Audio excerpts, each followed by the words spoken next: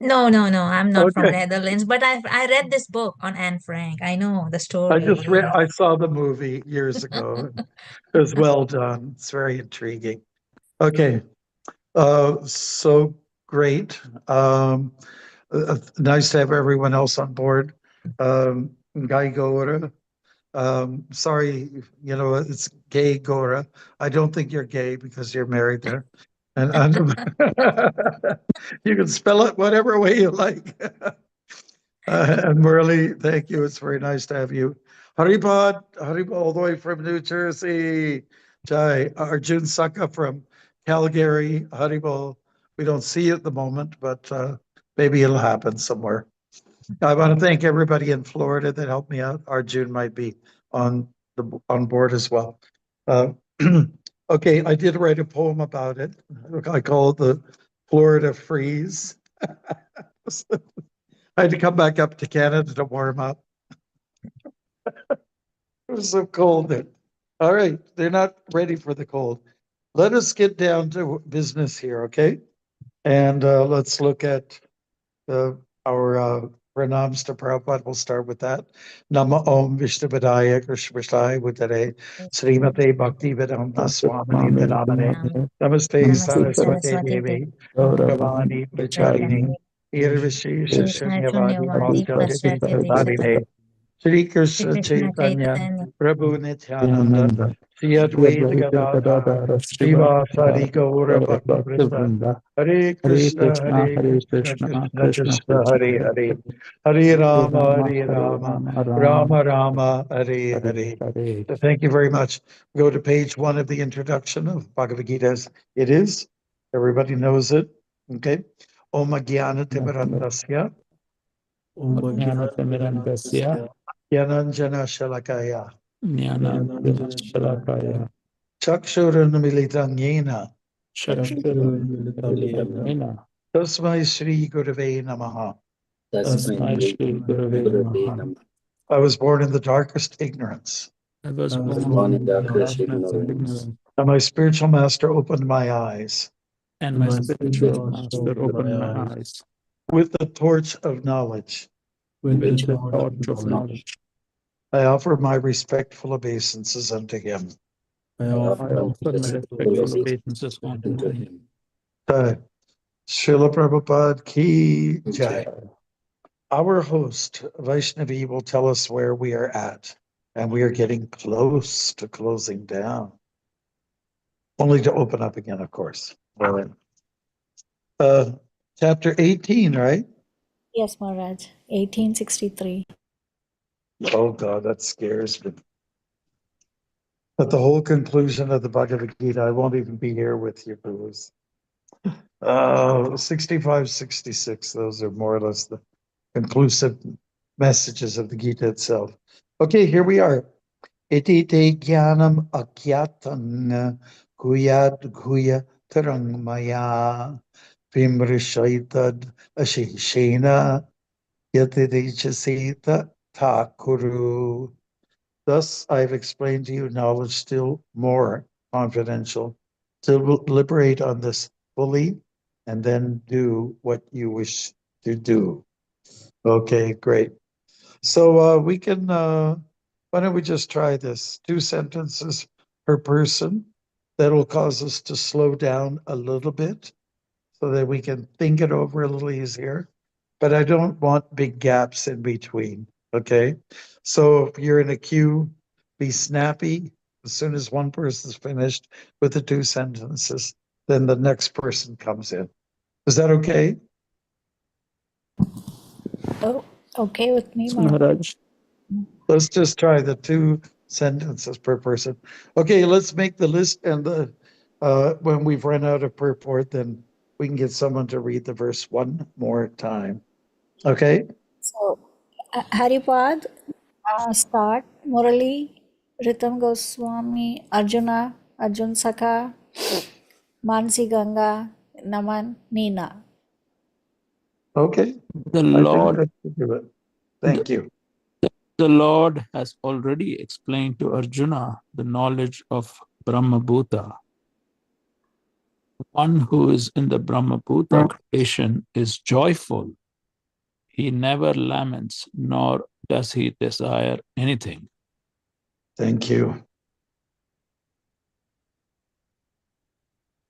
Next, please.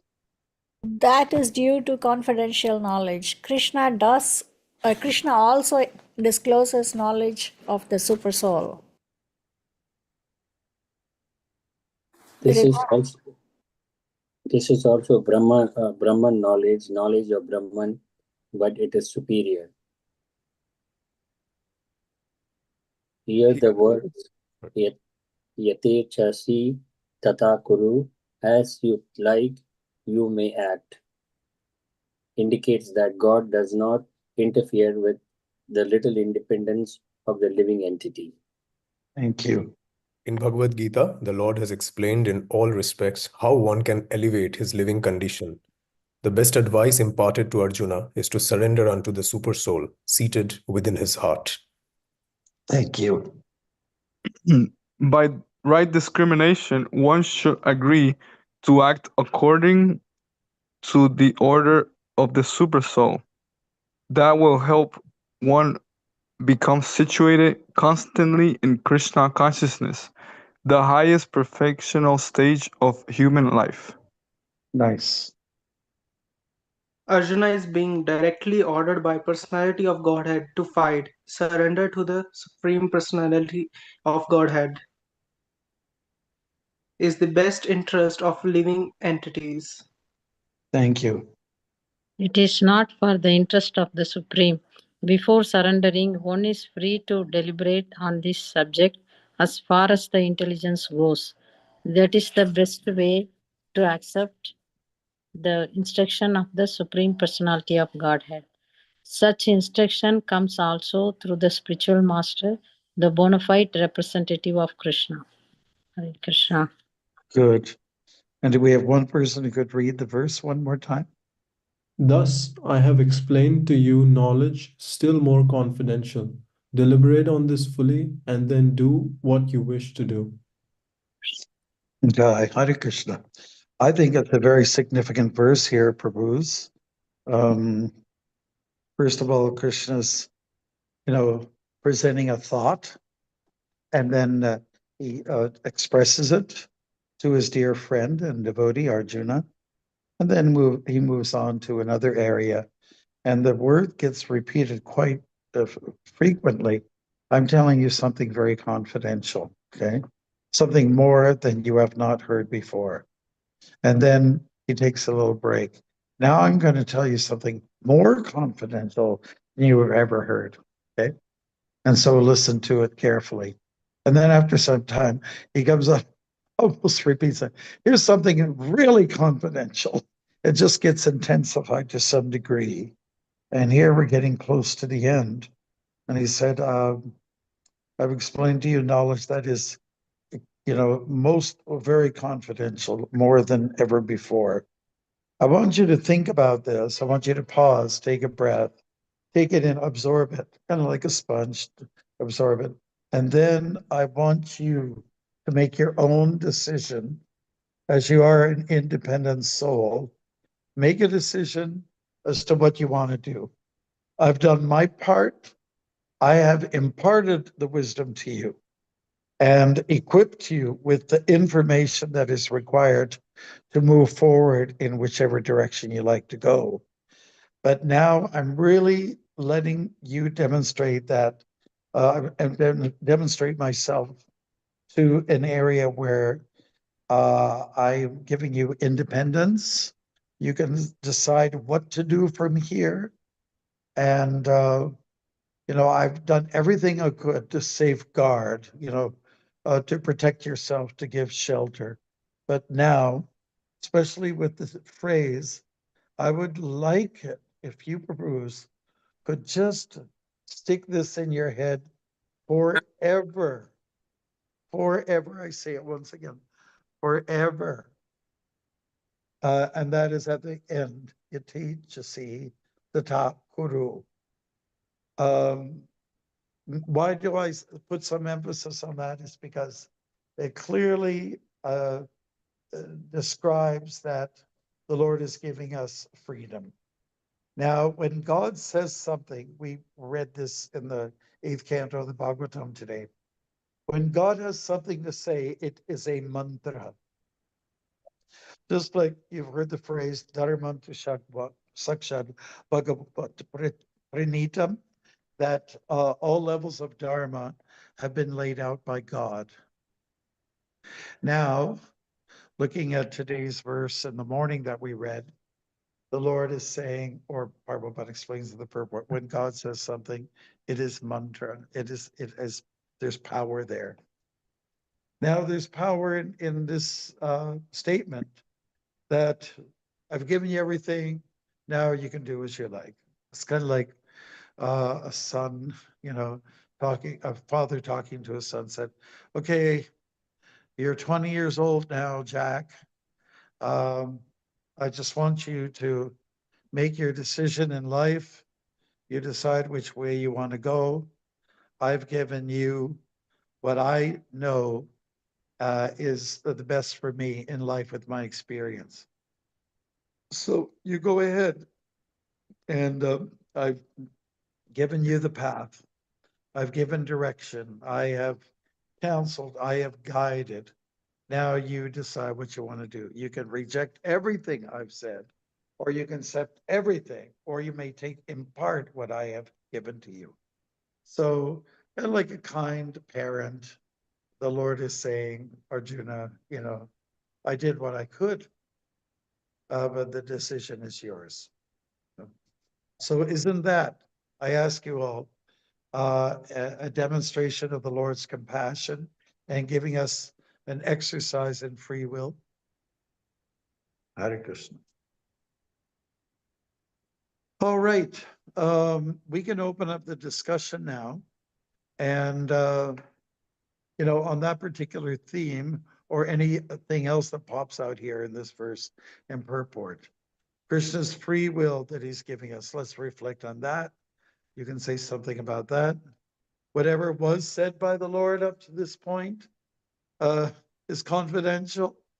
And we can think about how it's confidential because Krishna's words are shared by devotees of Krishna consciousness all over the world. And, it's not a secret. Even though Krishna says secret of all secrets, you know why he says that is because the Gita's message may get out, but not everyone can absorb it. They'll admit to you, it's too deep for me. It's just too deep. Okay. Well, depth is good. If I want to go for a swim somewhere in the Everglades, of course, I have to watch out for alligators there. I go to the springs. I want to make sure I can swim. There has to be some depth of water, It can't just be 2 feet. Oh, come on. I'm not a kid anymore. I don't want to drown. I'm not going to drown. I know that. But I don't mind being in a place where there's some real depth, and that's Krishna's giving us depth. He's giving us wisdom. So let's open up the discussion a little bit with questionnaires, okay? Hare Krishna Maharaj, please accept Thank my you. obeisances at your lotus Haripada feet. saved the day. I thought it was going to be a big, long pause up until the year 2026. Okay, go ahead. No pause, Maharaj. No, I totally accept that, God has definitely given humanity some amount of free will. And it's very nicely laid out here in this particular verse. I think even the some of the ending verses of chapter 18 also, I think, has that same flavor. But Maharaj, can I ask you a question? You can ask me 108 questions. Okay, this is actually a pretty simple question, Maharaj. So, but it's from the Christian Bible. So, this person in Cleveland, he communicates with me often, and anyway, he always calls Bhagavad Gita his Bible. So he says our Bible. He says I like your Bible very much. And then he wrote to me this. He says, in Genesis 2:7, it says, life begins at birth with the first breath. Yes. And then in, I think EX, I don't know which chapter that is, EX, probably Exodus. And then it says, fetuses are not persons. Fetuses should be aborted as proof of adultery. And so it's like, and then there's in Numbers, it says life is not sacred. And then this one is the very, very disturbing. It says, God will rip open pregnant mothers to be in 2 Kings. So he sent me this, and then so I sent it to my son Srinath, and I said, Srinath, you're going to Catholic school. Can you show it to your teacher and ask him about it? And then Srinath immediately said, you hate Christians. I said, no, I don't hate Christians, Srinath. So I was like, I had to defend myself, and he was very upset. So I said, I'm so sorry to disturb your mind. And so I said, please delete the text that I sent to you. You don't have to ask your teacher about it. And then Sandamini also said that you're taking this stuff out of context. This guy sent you a text, and then he just sent you little pieces from here and there. This is not correct. So I said, I apologize to her, I apologize to him, and I didn't get the time. I was working the whole day. I just got free. I'm so sorry to break away the topic a little bit, but I just wanted to hear words from your lotus mouth, Maharaj. Well, I have a mouth that's not lotus-like. I'll just give you my opinion. I don't know these passages. It sounds to me like it's a modern day interpretation. It's almost like a purport by someone giving their opinion about, let's say abortion. If I understand, it's pro-abortion, is it?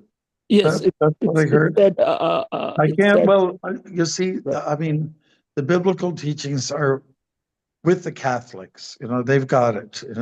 The Bible came to the Catholics first. I mean, those who started that church. And what I know of Catholicism, they're not, they're pro-life. They that's what they support. They advocate Right. life as opposed to abortion, Mhm. killing the child. So when I heard those statements from you, it didn't sound biblical to me at all. It just it just sounded like someone's speculation from outside. And we also don't like speculators. Prabhupada could take stabs at them, Right. people who just speculate and come up with their own interpretations. So this is where there's a little bit of a problem that I would have in backing, advocating some of these things that are being said there, such as abortion, pro-abortion, and what was the other thing? Life is not in the fetus, Yeah. like that, and those kind of statements. I can't see Jesus talking like that. I can't see the scriptures that make up the Bible to back up something like that. I mean, where did this come from? And I think it's a misrepresentation of Christianity, the Christianity that I grew up with or that I know. Yeah, so I don't know. I'd just be really weary of those kind of things. It doesn't sound spiritual to me at all. At all. Right. I agree. Not even a little bit. Right. Right, Maharaj. So that's why I didn't press him, and we just come. Hopefully, he has forgotten about it, my son, that I had asked him and about these things even. So, thank you, Maharaj. It'd be interesting to see how Christians will respond to these things. I think you're going to get varying, adaptations to it. So I don't know to take it so seriously, to be honest with you. Yeah, it's too bad that somebody has to put their, their 5 cents or two cents worth. We don't have any cents anymore. It doesn't make sense to me to say 2 cents. We don't have coins anymore in Canada. We don't, it starts at a nickel, we don't have 1 or 2 cents. So that's saying 2 cents worth doesn't mean anything to me either. Yeah. I think we have to be careful not to pick up on presentations that are made by individuals who, well, you have to know who they are. Are they followers? Are they disciplined, self-disciplined people? Or they just want to, do they want to, they're living a certain lifestyle and they want to find in the Bible some spots which would support their, let's say, illicit lifestyle. And we see devotees could do that too. They'll come up with the interpretations which are not spot on. Therefore, we always make emphasis to, accept a guru or gurus in a lineage and hear from them, because that's where you're going to get the real truth. That's where you're going to find the truth. Yeah. Yeah, I accept. And this was something I just received late last night. And I didn't get time to. I have a Bible at home. I haven't, it's not right in this room. So, and I didn't get time to open it up and look it up. But thank you so much, Maharaj. Yeah, I told him, like, thank you so much. That's all, Maharaj. I don't have anything else. Yeah, no problem. Good. Does anybody else have something they'd like to say to respond to that? Or we can simply go to the verse, to the purport. No, Highlight Prabhu, Maharaj, I think this thing, whatever he just read, is not written in the Bible. I have read the Bible. It's not from the Bible. Definitely not. Yeah, No, it didn't it's not sound from the like that at Bible. all. Yeah, It's somebody's opinion. Definitely. Yeah. exactly. I agree. So I'm glad we got that sorted out, because we're going to be, if you haven't already met with certain individuals, there's people who love to put forth their opinion, just like everyone wants to write Bhagavad Gita. If I write a Bhagavad Gita, my version, I'll be a confirmed pundit, And Purnachandra, we're on 1863. So that's why some people go for it. You get some kind of attention when you are interpreting or giving an adaptation to a scripture, that everyone's already somewhat familiar with. So I think we do have to be really, really careful about that, not to do that. Like I have Rantor, my good friend from the UK. He put out this Bhagavad Gita. I know it's looking backwards for you, Bhagavad Gita, and it's talks between the soul and God. And Ranchor Prime is his name. I look at it occasionally. I really like what he's done with his handy little pocket Bhagavad Gita, and it doesn't stray at all from Prabhupada's conclusions. It's a very nice, to me, introductory version of Bhagavad Gita. It's very nice. So Ranchor Prime is his name. He is a Prabhupada disciple. I have no qualms about, what he's done, just because I know he's a great human being and a really good soul. There's also Garuda. He's done a version of the Gita. Garuda's a scholar there in Washington or Virginia. Sorry. He's done a version. And then there's also Yogeshwara from New York, quite a scholar also, and he's put out a version of the Bhagavad Gita, only he's called it Wisdom from the Gita, I believe, something like that, Now, there might be other people who have attempted to take the Gita and put their own little spin on it, but if anybody's going to try to do that, they better make sure that their presentation is in the line of the cyclic succession.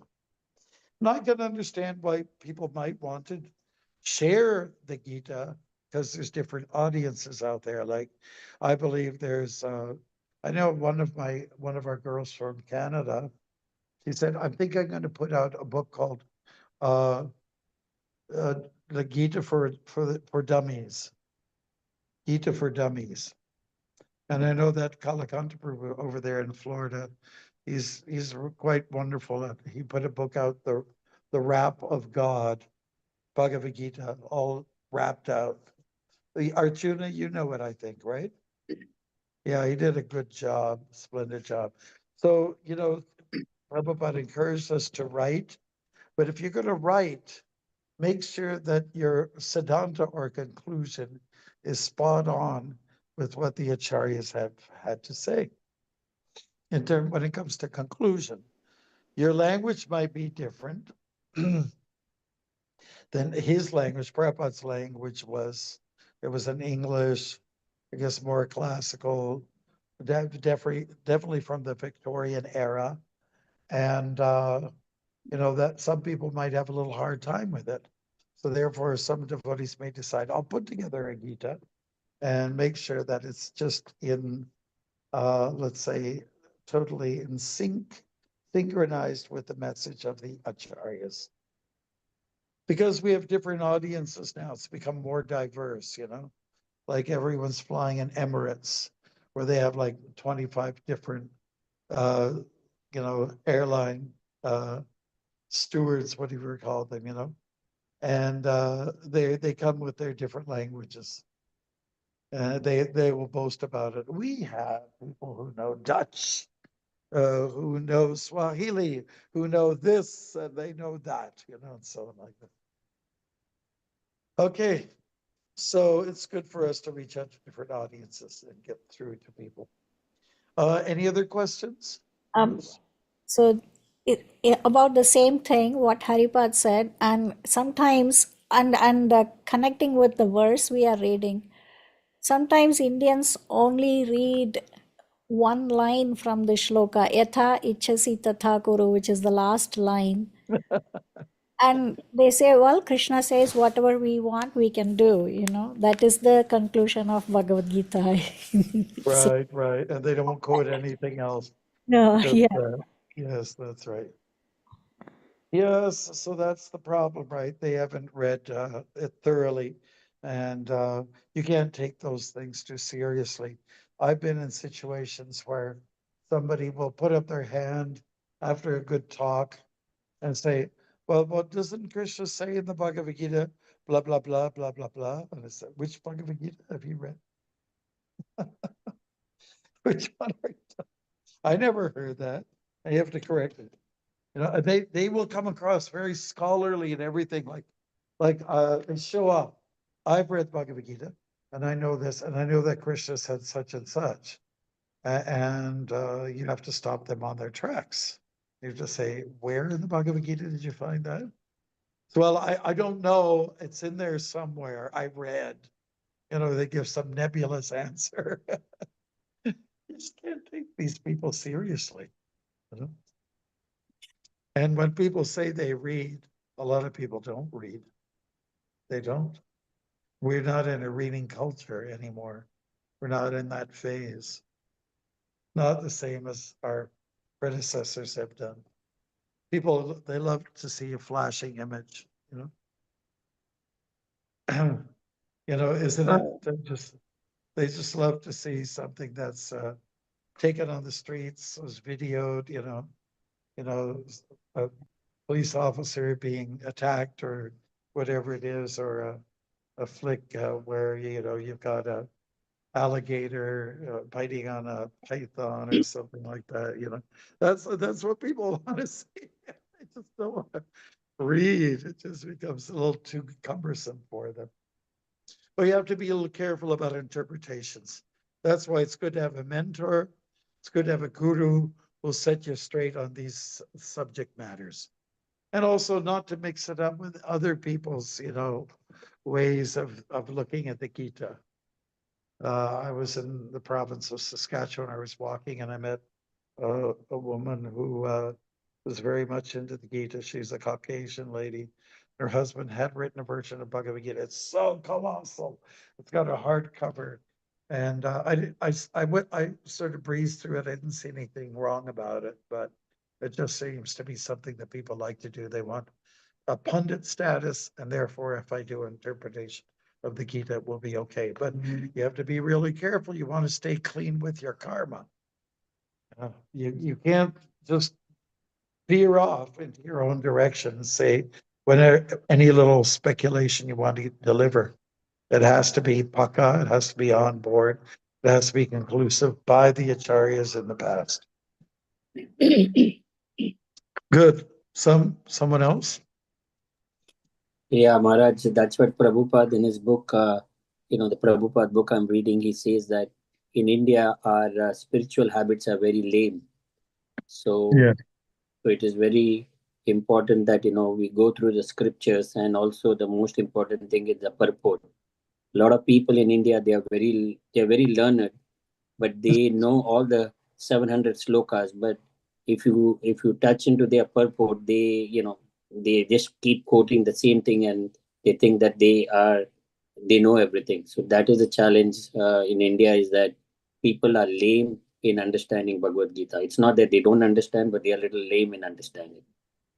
Yes. I was in Kanpur some years ago, and I was asked to speak a little something from the Gita. And then after I was finished, there were 3 gentlemen that followed me. And in this place, which had quite a few, it was a big facility, that's all I said. Says, we don't need to hear from you. We don't need to hear from your interpretation of Bhagavad Gita. We are already knowing Bhagavad Gita. Now you're a Western man. We want some donations from you. So even though I'm a sannyasi, I'm supposed to be loaded. So it's just, people's motives. Yeah. Anybody says, I know Gita. I'm knowing. And they'll say it just like that, with all of this conviction. I'm very much knowing Gita. I am Brahman. I am Brahm Pandit.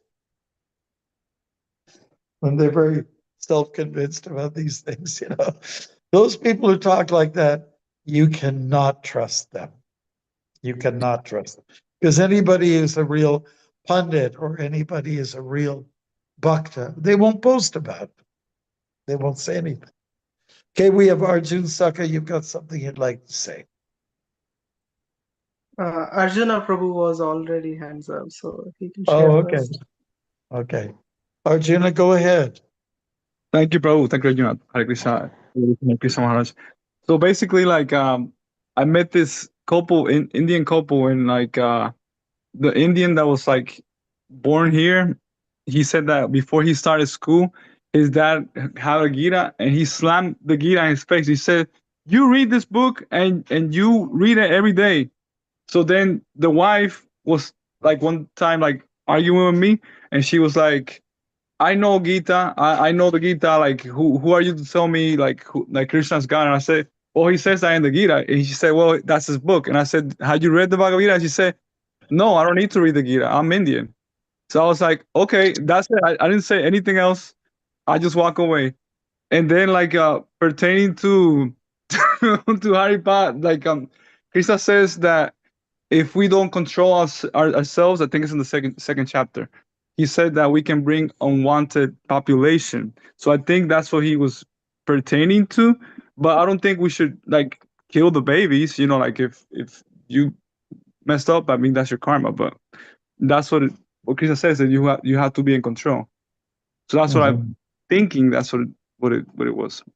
It's very dangerous to put gold in people's hands who don't have experience about how to manage money, So it's also dangerous to put, the sacred words of God, which are mantras, into people's ears if they have no inkling towards spiritual life. They have no interest towards self-improvement, You're almost, giving it to someone who will waste it. Just like, if you give a house to somebody and the person's never lived in a house before and they won't know what to do with it, they'll probably mess it up like anything. They'll mess it up. They'll just, turn it into a disaster. So there has to be coaching. There has to be life coaching for sure, before you take the Gita and dare to make a presentation on it. So it's happening with the Gita, it's happening with the Bible, it's happening with the Quran. I don't know, when people say kill the non-believers, what are you supposed to believe? It's repeated several times over, and it doesn't. Is this really a holy book, or somebody misinterpreting it here? Encouraging people to die if they don't believe in Allah. Really? How can you be spiritual and talk like that? All right. Anything else, Bruce? Maharaj, I have one thing to share. Like, fortunately or unfortunately, I was raised up in a family in this situation only. Like, they interpreted the Bhagavad Gita like in everything. They in my childhood, I still remember my father used to say, "You have to eat non-veg." Krishna is saying, "Do your karma. Don't don't have any desire for the reactions." So you have to, it's very much essential for your body to grow up and have muscles. So I said, no, it can't be like this. Krishna is so sweet and all. And this is how I was introduced to Krishna consciousness in my starting days. Like, I started reading Bhagavad Gita like this when my father used to say this statement. Well, And I'm after not that, attacking your father, but I mean, if you want muscle, why don't you try to convince a hippopotamus? Why don't you go non-veg? Can you tell an elephant? Would you like? Let's go American. Let's go for a hot dog and a hamburger. It's just gonna. They'll throw you out with their trunk. Out of my way. You're just a menace to society. Man. yes, Maharaj. And even when I used to The go, argument against the vegetarian position is as patram pushpam palam tuyam yume bhakya prayachati.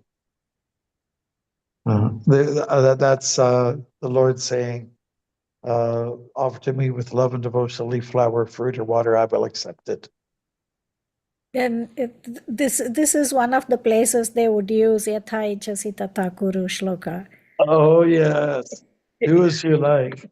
Yeah, but do as you like after the lessons. Yeah, no, Who but taught you? Who is your guru? What's his or her qualification? Krishna says, now I've told you about the confidentiality. Now you think about it. And after you think about it, you do something about it.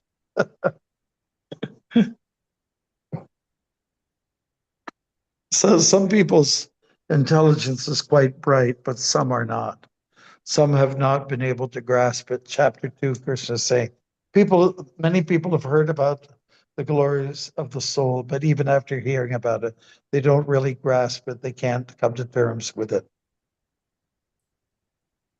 It just means they haven't become, let's say, maybe sincere enough. The only lifestyle they relate to is to be crooked.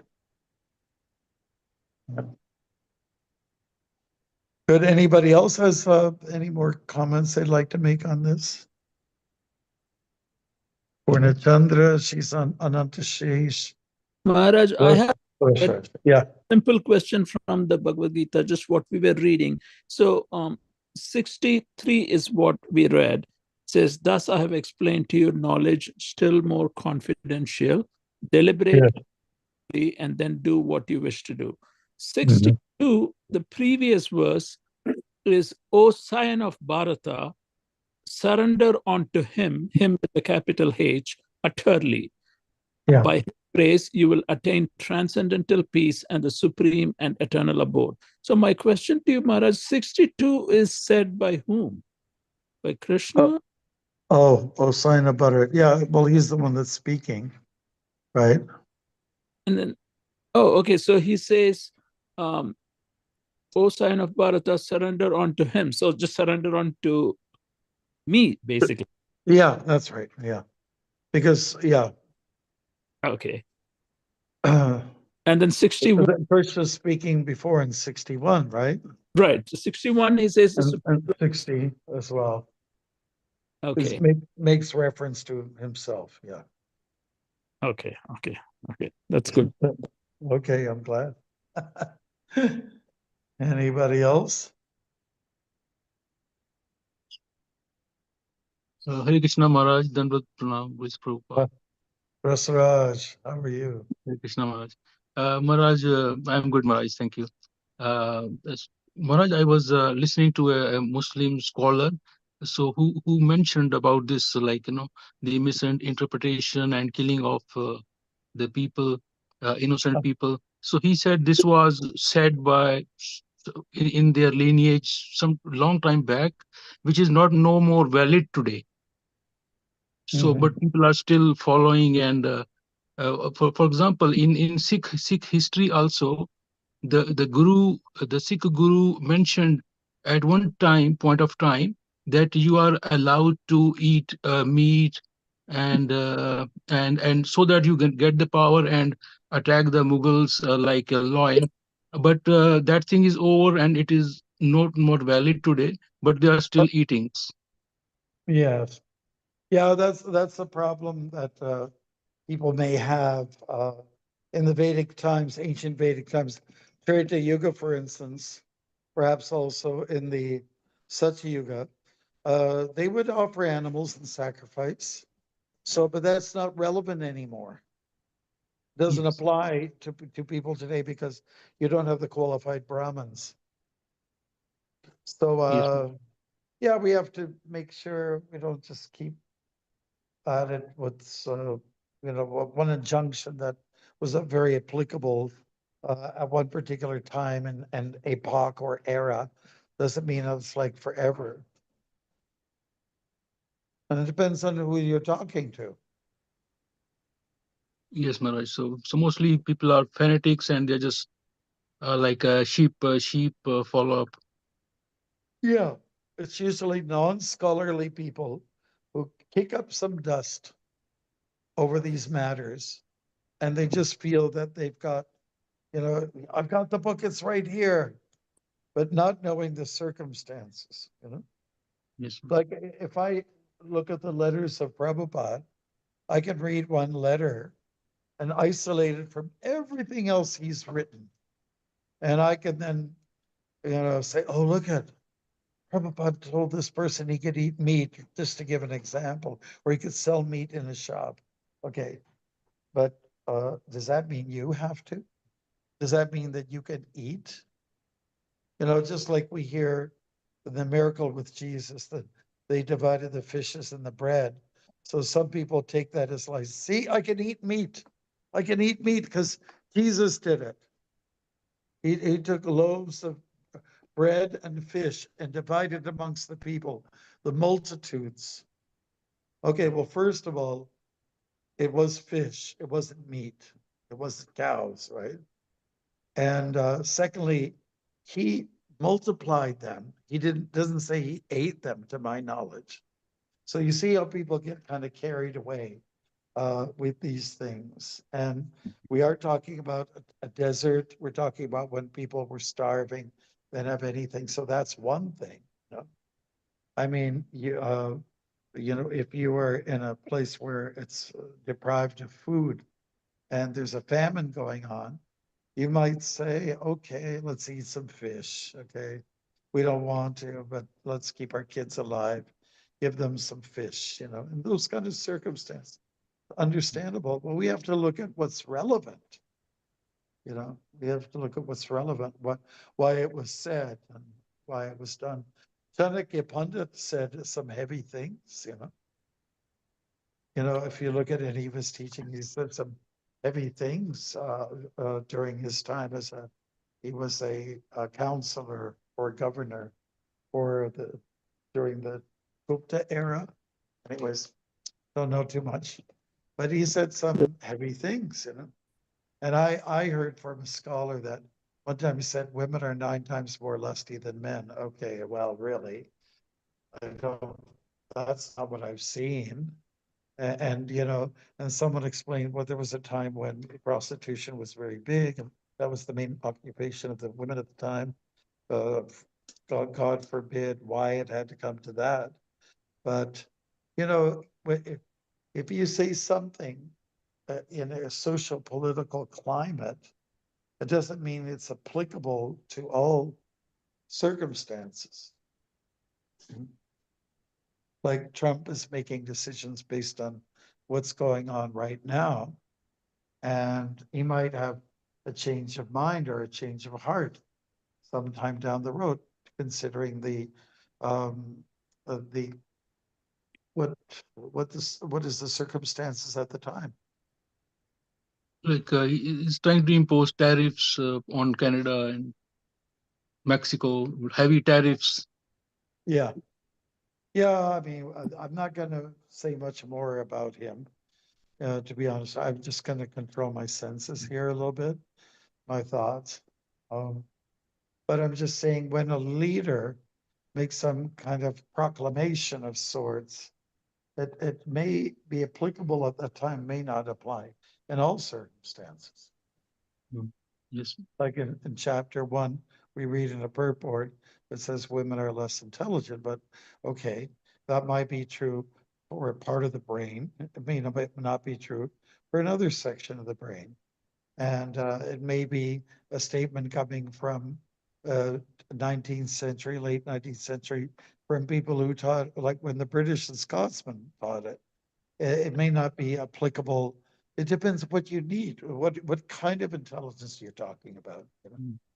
So we want to be a little bit careful, you know, how we present ourselves and not misrepresent ourselves.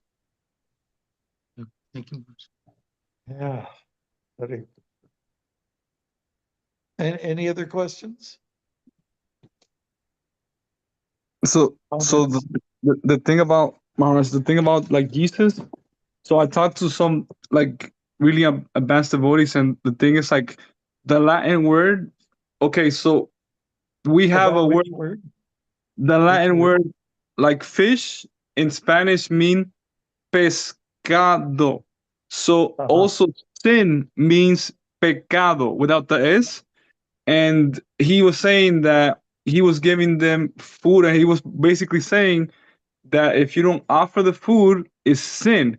But the problem is when the Romans couldn't control the real Christians, they basically took the Bible and they killed the real Christians, and then they added the meat eating.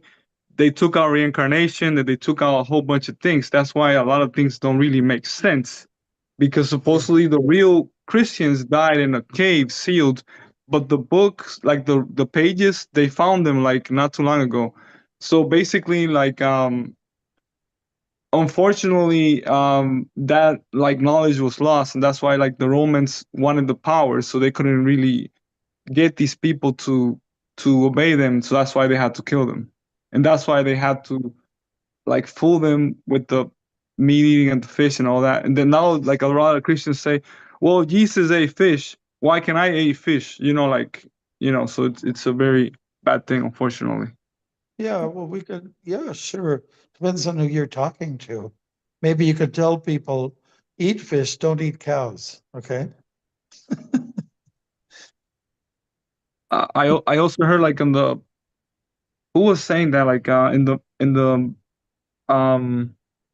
was it the manuscript? I know it was like, it's called like Maha Papa, to eat fish, because the fish is supposed to be like containing all the meat of all the animals, including the cows. So like if you eat fish, is even worse than eating cows. That's what somebody like a real Brahmana from Macho was saying, that it's really bad. I don't know. But they're not gonna stop eating. Almost all food is pretty bad right now. You know, almost everything's not very sattvic anymore. Yeah. Anyway, I think the main point here is that people misinterpret very easy, and they do that for their own comfort, for their own convenience, to justify their lifestyle, their sin. They want God to back up.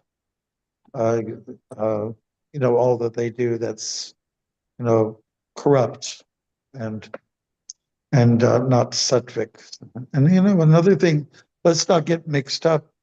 What you might hear from Durga worshippers, even though they might be Hindu, it's a little different than what you can hear from a Brahmin who represents Krishna. Well, I think what we should do is let us go to, because I'm going to have to go to the yoga studio soon to do a presentation. I will just ask if everybody could say something. Give us usually it's our classical 4 words that you want to take away based on what we just discussed. And we kept to our theme pretty tightly. And let's put some highlights out there from you, Prabhus, okay? Can I get that? Can we start then, Vaishnavi? That's your job.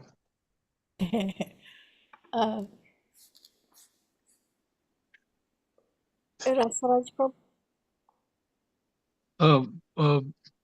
Actually, I came late, so I missed the main topic. So I don't know what was the main point being discussed.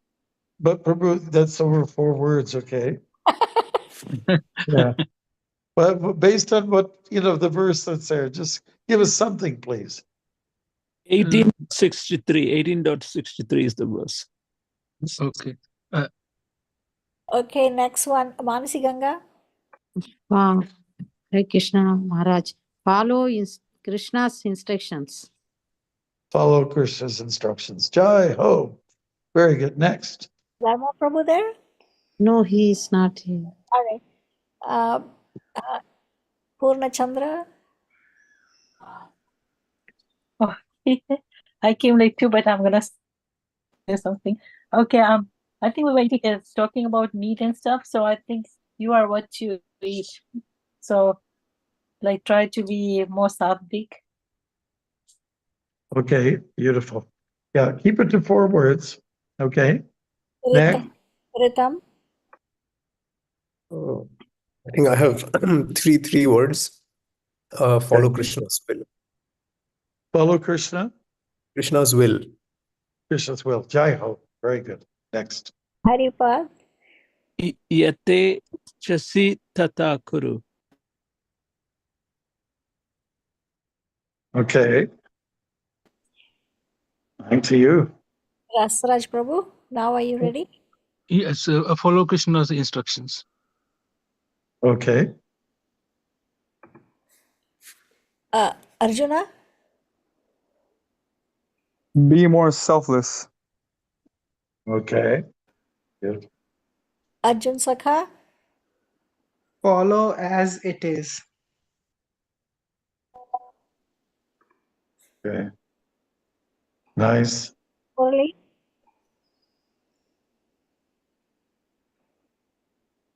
Who is it? Murali. Early. Early. Guy Gaurav. Krishna is giving depth. Okay. Guy Gaurav Prabhu. Hare Krishna Maharaj. Devotional service important. Okay. Nice. And your wife, can she go? Tribhuvan Sundari? Tribhuvaneshwari. Sorry, Tribhuvaneshwari. Hello. Tribhuvaneshwari. Okay. He became a deity. Okay. Nina. I wrote it down, Krishna does not force us to do anything. So we are actually on our own to decide what is good and bad for us. He has given us the Gita message to help us to help us to decide the correct thing and then come to him. That's what I understand from this passage. Well, that's good. You gave us 4 books. We just need 4 words to summarize everything. 4 words. So in 4 words, I would just say that he doesn't force us, He does not force us. Very good. Nice. That's a good theme there. Next. Okay. Uddhava. Prabhupada is our savior. Okay. Wow. All right. Anybody else? Laman and Violeta. Dive deep in Bhagavad Gita. Oh, dive deep. Yeah. And free will has consequences. Free will has consequences. Okay. And we are done with everyone, Maharaj, except me. Okay. You agree with, I agree with everyone. 4 words. Haribol. All right. So next week I'll be in Amsterdam, and maybe we could video Anne Frank's, place and send it to you, Bruce. Now, we'll have to figure, are you, Bruce, very committed to joining next week at this time? Yes, Maharaj. We would like to, would you be able to do this, Maharaj, next week? Well, why don't we ask the Amsterdam devotees? Yeah, it's up to you, Maharaj. We can do it anyway because you have another session with the university, and that's on Thursday. Yeah, it's on the same day, so it's at 1 Okay. a.m. So Okay, and so I'll be up at 11 o'clock for that, right? For this. yeah, yes. Oh, God. All right. All right. I'm committing myself. All right. I don't want to miss the next couple of shlokas, They're pretty precious, pretty precious. Okay, next few. Okay, so we'll try to make it there, the best we can, all right? I mean, if it's just so happens that my duty gets caught on one of those windmills, takes me up in the air, I might fall, or if I accidentally fall into a canal or something like that, or, just like that. I'm not sure what's going to happen over there, I get rained out, All right. Thank you so much. Thank you, Maharaj. Did you really write a Hare Krishna. poem about Florida cold? Yeah, yes, do you want me to read the poem? Yeah. I didn't read it yet? Oh, I thought I did. Okay. Here we are. I did make a remark to Donald Trump about this. Okay. It's in here. Florida freeze. I packed swimming trunks, not a restriction for monks, anticipating a dip in the springs after tightening the drawstrings. Once I arrived in Tampa, built a freeze known by Santa. There were the usual bearded trees, Spanish moss, but a strange breeze. An Arctic vortex hit the land. My dreams were dipping, totally canned. Even alligators do not prefer, for them, cold water, not secure. It's Canada's attack on the US this cold. Trump's trying to buy it. He's bully bold. Well, we're not up for sale, dear sir. We don't appreciate the excrement stir. In Krishna's temple, people bundle up. No one is angry, no trace of burn up. Floor tiles too frigid, try to survive, huddled together like in a beehive. To Tampa, DeLand, Alachua, Gainesville, all southern destinations were on a chill.